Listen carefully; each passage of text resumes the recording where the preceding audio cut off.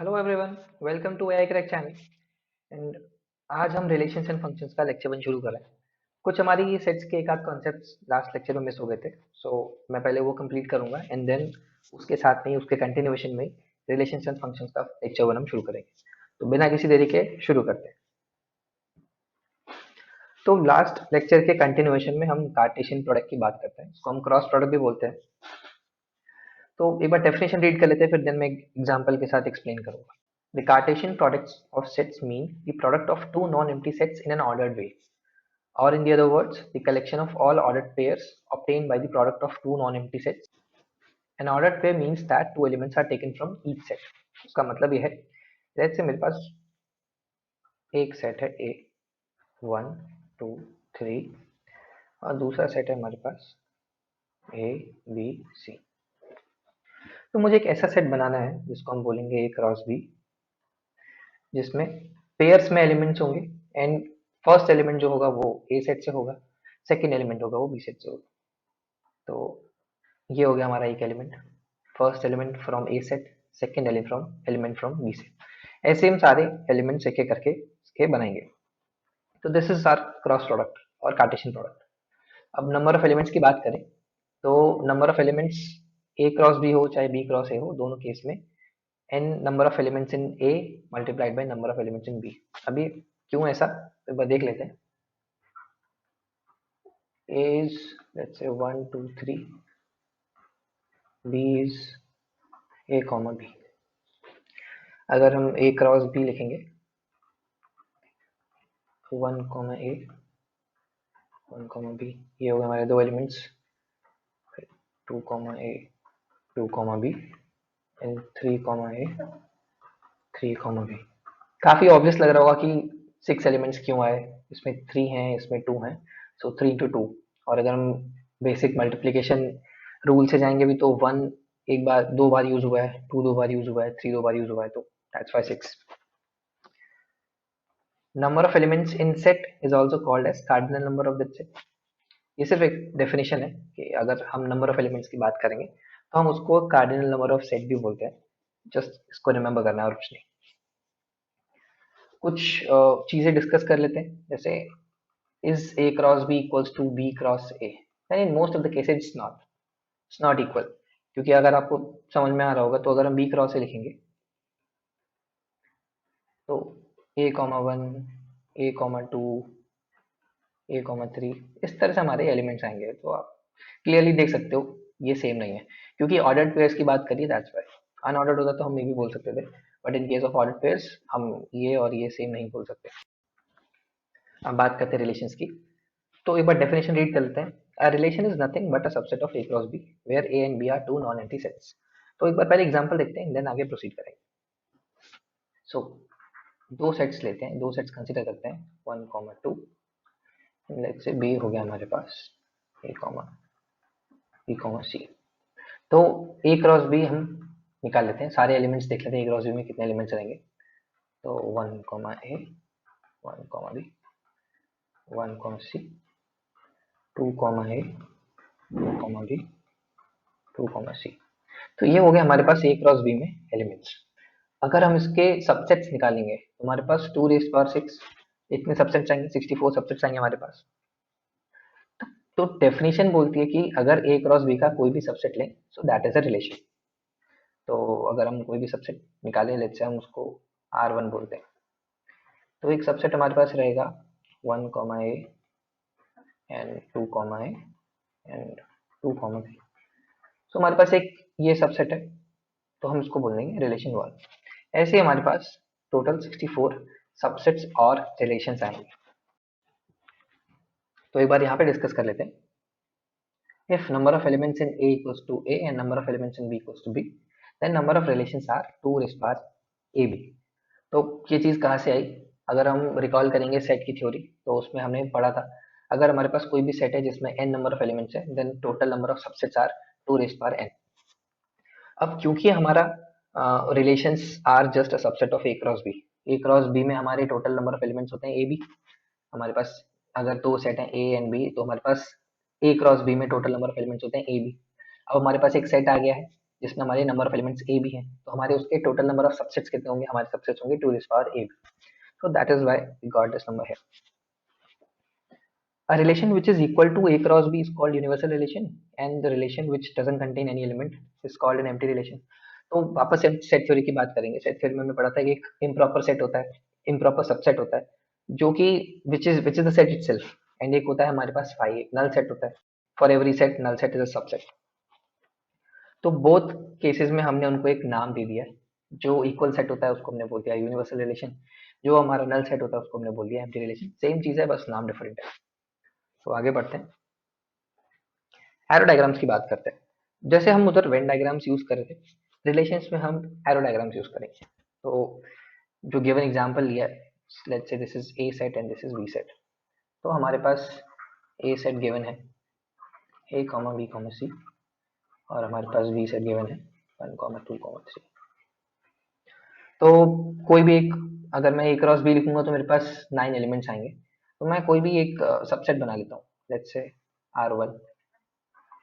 तो उसमें a comma 1, a comma 3 and b comma 2। So this is one relation. अब मुझे अगर इसे एरो डायग्राम में प्लॉट करना है तो मैं कैसे करूंगा? तो कुछ नहीं, a से 1 की तरफ हमको एक एरो बनाना है, क्योंकि हमारा एक एलिमेंट इस तरह से गिवन है। सो दिस a से 3 की तरफ जा रहा है, दिस इन b से 2 की तरफ जा रहा है। अब इसमें ये देख रहे हैं कि यहाँ तो तीनों पॉइंट्स में कुछ ना कुछ एरो आ रहा है, बट इधर से कोई एक एरो नहीं जा रहा है, विच इज टोटली फाइन। हमारा एक सबसेट है, हमारा सबसेट में क्या पता सिर्फ ए से ही सारी तरफ एलिमेंट्स, सारे दूसरे सेट की तरफ एलिमेंट्स जा रहे हो और बी और सी से नहीं जा रहे हो। इज टोटली पॉसिबल, कैसा भी हमारा सबसेट हो सकता है। अब कुछ टर्मिनोलॉजी है जो एक बार डिफाइन कर लेते हैं। एक और एग्जांपल देख लेते हैं just for the clarification. Same हम सेट कंसिडर करेंगे।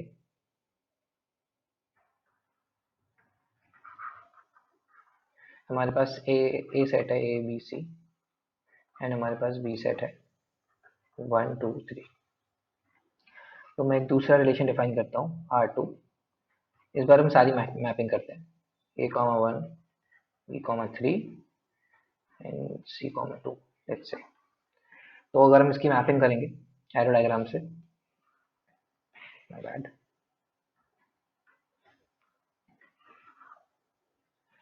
a से 1 की तरफ, b से हम जाएंगे 3 की तरफ, c से जाएंगे 2 की तरफ। तो ये हमारा एरो डायग्राम हो जाएगा। This is R a set, this is R b set.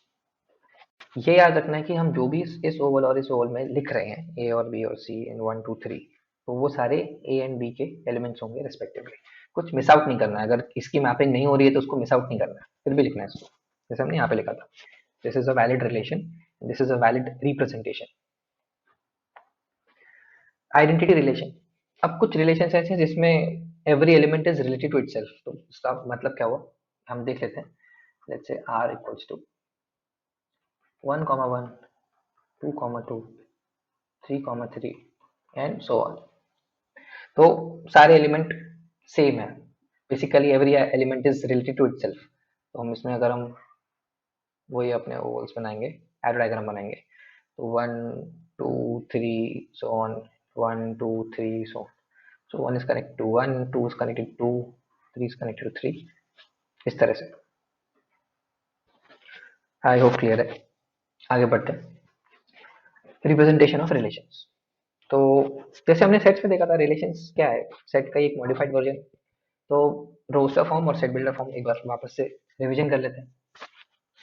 तो एग्जांपल लेते हैं, सपोज r इक्वल्स टू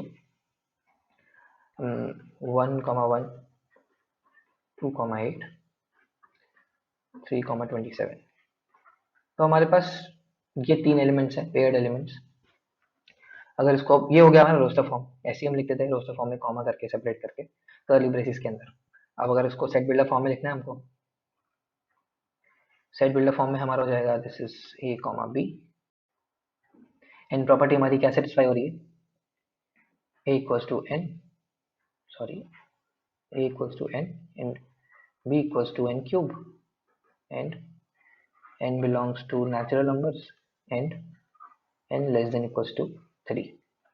ये सारी प्रॉपर्टीज हमारी सेटिस्फाई हो रही, ठीक है, तो ये हो गया हमारा सेट बिल्डर फॉर्म में representation of relations. Roster form देख लिया, सेट बिल्डर फॉर्म देख लिया, आगे बढ़ते हैं। टाइप्स ऑफ रिलेशंस, तो उसमें हमारे चार टाइप्स के रिलेशंस रहेंगे, सिमेट्रिक, रिफ्लेक्सिव, ट्रांजिटिव, इक्विवेलेंस। एक एक करके एग्जांपल के साथ में समझते चलेंगे। If A comma B belongs to R then B comma A belongs to R. इसका मतलब ये है कि अगर हमारे पास कोई रिलेशन है उसमें अगर ए कॉमा बी प्रेजेंट है then B comma A should be present also. अगर वो प्रेजेंट नहीं है then the relation is not symmetric, otherwise it's symmetric. तो let's say r equals to 1 comma 2 2 comma 3 and 2 comma 1। So अगर इसकी बात करेंगे तो ये हमारा सिमेट्रिक नहीं आएगा क्योंकि 1 comma 2 का तुम्हारा 2 comma 1 है, बट लेकिन 2 comma 3 का हमारे पास 3 comma 2 नहीं है। So this relation is not symmetric. तो अब बात करते हैं रिफ्लेक्सिव रिलेशंस की। तो it says if A comma B belongs to R then A comma A also belongs to R. इसका मतलब क्या हुआ, अगर हमारे पास एक रिलेशन है जिसमें हमारे पास ए कॉमा बी एलिमेंट है देन हमारे पास, अगर आपको याद आ रहा होगा तो आइडेंटिटी जैसा रिलेशन दिख रहा है यहाँ पे A comma A which is related to itself. तो फर्स्ट एलिमेंट जो रहेगा उसका ही सेम वर्जन हमारे पास सेकेंड एलिमेंट में भी होना चाहिए। इस तरह का एलिमेंट हमारे पास रिलेशन में प्रेजेंट होना चाहिए। तो एग्जाम्पल से देखें तो अगर हमारे पास 1 comma 2 है देन अगर हम बोले 1 comma 1 है then this is reflexive relation, क्योंकि 1 का हमारे पास इस तरह का डेटा पॉइंट है, इस तरह का एलिमेंट है। क्लियर है। अब बात करते हैं ट्रांजिटिव की। ये थोड़ा सा कभी कभी ट्रिकी हो जाता है, तो डिस्कस करते हैं। If a comma b belongs to r and b comma c belongs to r then only a comma c should belongs to r। अब इसमें ट्रिक क्या होती है कि सपोज हमारे पास ये एलिमेंट है और सपोज हमारे पास ये एलिमेंट भी है बट ये नहीं है, तो उस केस में भी ट्रांजिटिव होगा, क्योंकि कंडीशन क्या है, ये दोनों एलिमेंट्स हमारे पास में होने चाहिए तभी ये एलिमेंट होगा, तब हम बोल सकते ट्रांजिटिव नहीं है। जब हमारे पास कंडीशन ही सेटिस्फाई नहीं हो रही है, जब हमारे पास ये एलिमेंट है ही नहीं, हमारी कंडीशन सेटिस्फाई नहीं हो रही है, then automatically it falls into transitive. हम कब बोलेंगे ट्रांजिटिव नहीं है, तब बोलेंगे जब ये है हमारे पास, जब ये है हमारे पास बट ये वाला एलिमेंट नहीं है। उसका हम आगे की स्लाइड में एग्जांपल देखते हैं। अब इक्विवेलेंस रिलेशन की बात करते हैं। तो अगर ऐसा एक रिलेशन हो जो कि सिमेट्रिक भी हो, रिफ्लेक्सिव भी हो, ट्रांजिटिव भी हो, तो उसको हम बोलेंगे इक्विवेलेंस रिलेशन। मतलब खाली हमको ये तीन चीजें ही चेक करनी है, अगर ये तीन चीजें सेटिस्फाई हो रही हैं, अगर तीनों टाइप के रिलेशन है देन हमारा आ जाएगा इक्विवेलेंस रिलेशन। अब एक पॉइंट बताना भूल गया, जब हम ये तीनों का जब हम चेकिंग कर रहे होंगे तो कई बार ऐसा हो सकता है कि हम एक पेयर के बारे में चेक करेंगे एंड हम बोलेंगे ठीक है सिमेट्रिक है। तो हमको उसमें जितने भी पॉसिबल पेयर्स होंगे, जितने भी पॉसिबल हमारे पास डेटा पॉइंट्स होंगे, हमको सारी चीजें चेक करनी है और तभी हम कंक्लूड करेंगे कि इफ इट इज सिमेट्रिक और रिफ्लेक्सिव और ट्रांजिटिव। अगर कोई भी एक ऐसा एलिमेंट मिल गया, कोई भी ऐसा पेयर मिल गया जो कि सेटिस्फाई नहीं कर रहा है, तो हम बोलेंगे कि वो पर्टिकुलर टाइप का रिलेशन नहीं है। आगे एग्जाम्पल देखते हैं। तो इस वाले में एक बार हम सारी चीजें ट्राई कर लेते हैं कि ये सिमेट्रिक है, रिफ्लेक्सिव है कि रिलेशन ट्रांजिटिव है कि नहीं है। तो पहले हम देखेंगे कि ये सिमेट्रिक है कि नहीं है। तो 2 3, हमारे पास 3 2 है क्या, नहीं है। तो हमको पहले पेयर में हमको मालूम चल गया कि ये सिमेट्रिक तो नहीं है, तो दिस इज नॉट सिमेट्रिक। अब हम बात करेंगे रिफ्लेक्सिव की। तो हमारे पास 2 3 है, तो हमारे पास 2 2 होना चाहिए था। तो हमको पहले ही एलिमेंट से मालूम चल गया कि this is not a reflexive relation, क्योंकि हमारे पास 2 2 नहीं है। जैसे हमने यहाँ देखा था, अगर हमारे पास a कॉमा b है देन हमारे पास a कॉमा a होना चाहिए, बट इस केस में नहीं है, तो this is not reflexive. Transitive की बात करेंगे। ट्रांजिटिव के केस में अगर 2 3 है तो हम 3 से स्टार्ट होने वाला देखेंगे। तो अगर हम पहला पेयर देखते हैं 2 3, तो हमारे पास 3 4 है उसके आगे कंटिन्यूशन में, तो हमारे पास ये दोनों है, तो हमारे पास 2 4 होना चाहिए। तो 2 4 है हमारे पास, तो ये वाला पॉइंट, ये वाला आइटम चेक। अब हम 2 4 की बात करते हैं। 2 4 के बाद हमारे पास दो पेयर्स बन रहे हैं। तो एक है हमारे पास 4 5, एक है हमारे पास 4 4। तो ये वाला तो ऑटोमेटिकली चेकड है, क्योंकि 2 4 है, 4 4 है, तो 2 4 ही आएगा, तो वो तो हमारे पास ऑलरेडी है। अब हम ये वाली बात करते हैं। तो इससे हमारे पास आना चाहिए 2 5। क्या हमारे पास 2 5 है, नहीं है। तो इस वाले पॉइंट पे हमारा सेटिस्फाई नहीं हो रहा है, नहीं हो रहा है, तो दैट मीन्स ये ट्रांजिटिव भी नहीं है, ये भी नहीं है। क्लियर है। अब हम एग्जाम्पल की बात करते हैं। अब इस केस में हम खाली इसमें ट्रांजिटिव वाला केस डिस्कस करेंगे क्योंकि वो इंपॉर्टेंट है। बाकी तो हमको दिखाई पड़ रहा है कि ये ना सिमेट्रिक है ना रिफ्लेक्सिव है। तो लिख देता हूँ, सिमेट्रिक नहीं है एंड ना ही रिफ्लेक्सिव है। अब ट्रांजिटिव की बात करें तो ट्रांजिटिव की हमारी डेफिनेशन क्या थी कि हमारे पास, अगर हमारे पास ए कॉमा बी है एंड हमारे पास बी कॉमा सी है, तो हमारे पास ए कॉमा सी होना चाहिए। यही हमारी डेफिनेशन थी। तो इसमें हमको दिखाई पड़ रहा है कि हमारे पास ए कॉमा बी तो है और एक और हमारे पास कोई और एलिमेंट है which is not related to this one, मतलब हमारे कंटिन्यूशन में नहीं बैठ रहा है। तो हमारे पास सिर्फ ए कॉमा बी है, ना हमारे पास बी कॉमा सी है, ना हमारे पास ए कॉमा सी है। तो क्योंकि हमारी कंडीशन ही सेटिस्फाई नहीं हो रही है तो हम बोलेंगे ट्रांजिटिव है। बस ये वाला केस ही समझाना था, क्योंकि इसमें हमारी कोई कंडीशन सेटिस्फाई नहीं हो रही है। हमारी जो बेसिक कंडीशन होती है जिसके बेसिस पे हम ट्रांजिटिव के लिए चेक करेंगे, वही हमारी फेल हो गई, तो हम ऑटोमेटिकली बोल देंगे कि दिस इज ट्रांजिटिव। क्योंकि कंडीशन थी हमारी, if this is present and this is present, अगर दोनों में से कोई एक भी प्रेजेंट है और ये भी प्रेजेंट है, then also it's transitive. I hope ये क्लियर होगा पॉइंट। आगे बढ़ते हैं, एक इलस्ट्रेशन देखते हैं। आज ये हमको एक सेट बिल्डर फॉर्म में दिया हुआ है relation x comma Y, X is a sister of Y. What type of relation is this? तो एक एक करके हम सारी चीजें चेक कर लेते हैं। तो हम पहले सिमेट्रिक चेक करेंगे कि सिमेट्रिक है या नहीं है। तो हम उस केस में क्या लिखेंगे, y is sister of x, ऐसा लिखेंगे। तो अगर हम बोलें कि x is a sister of y, तो क्या ये रिवर्स ट्रू हो सकता है? तो अगर x सिस्टर है तो y कैन बी ब्रदर और सिस्टर, बोथ पॉसिबल। ऐसा नहीं है कि अगर ये सिस्टर, अगर दिस इज अ सिस्टर तो ये भी सिस्टर होगा। तो if x is a sister of y, then there is a possibility कि y इज अ बॉय और y इज अ गर्ल। तो हम डेफिनेटली बोल नहीं सकते कि y is a sister of x, तो दिस इज नॉट ट्रू। तो ये सिमेट्रिक तो नहीं है। तो अब रिफ्लेक्सिव की बात करते हैं। अगर हम कहेंगे कि x is sister of y, तो हम क्या ये बोल सकते हैं x is sister of x? नहीं बोल सकते हैं डेफिनेटली, क्योंकि खुद की बहन खुद हम खुद से अपनी बहन थोड़ी हो सकते हैं। No one can be that way, right? तो that's why this is not reflexive as. अब एक बार ट्रांजिटिव चेक कर लेते हैं। तो उस केस में हम लिखेंगे x sister y and y sister z। तो हमको क्या इंप्लाई करना है इससे, x सिस्टर z। तो अगर y हमारा, x हमारी y की सिस्टर है एंड y हमारी z की सिस्टर है, तो ये दोनों तो आपस में रिलेटेड हो ही गए। अगर हम इस पूरे पेयर की बात करेंगे कि भाई ये इसकी बहन है और ये इसकी बहन है, तो ये दोनों आपस में बहन तो होंगे होंगे, वेरी सिंपल। तो ये हमारा ट्रांजिटिव हो जाएगा। एंड क्योंकि ये तीनों रिफ्लेक्सिव नहीं है, सिमेट्रिक नहीं है, तो हमारा ये इक्विवेलेंस तो नहीं होगा। आगे बढ़ते हैं, तो एक बार समराइज कर लेते हैं सारी चीजें। वापस से काफी सारे कॉन्सेप्ट्स देखे, काफी सारा हौच पौच हो गया, तो एक बार हम समराइज कर लेते हैं। Relations are subsets of A cross B. हमने ए क्रॉस बी देखा था कैसे निकालना है। हमारा ए क्रॉस बी था, एक एलिमेंट हमको ए से लेना है, एक एलिमेंट हमको बी से लेना है, और हमको उनको ऑर्डर्ड पेयर्स में लिखना है। एंड फिर वो जो हमारे पास एक सेट आएगा उसके हमको सबसेट्स निकालना है। तो दो subsets of A cross B are relations. Number of subsets of A cross B equals to number of relations A to B. ये चीज हमने अभी देखी, इसी वाले पॉइंट में हमने सेकंड पॉइंट में डिस्कस कर लिया। अगर हम नंबर ऑफ एलिमेंट्स की बात करें, तो number of elements in A cross B equals to number of elements in B cross A equals to NA into NB which is equals to NB into NA। तो इस चीज का हमने proper proof देखा था, हमने कैलकुलेट करके देखा था कि सारे सबसेट्स हमने निकाले, और बेसिक प्रॉपर्टी जो मल्टीप्लिकेशन होती है उससे भी हमने अंडरस्टैंड किया कि NA into NB क्यों आएगा। Relations are visually represented by arrow diagrams. वो हमने बना के देखे एरो डायग्राम्स कि हमको किसी भी एक पर्टिकुलर रिलेशन को एरो डायग्राम्स की हेल्प से कैसे रिप्रेजेंट करना है।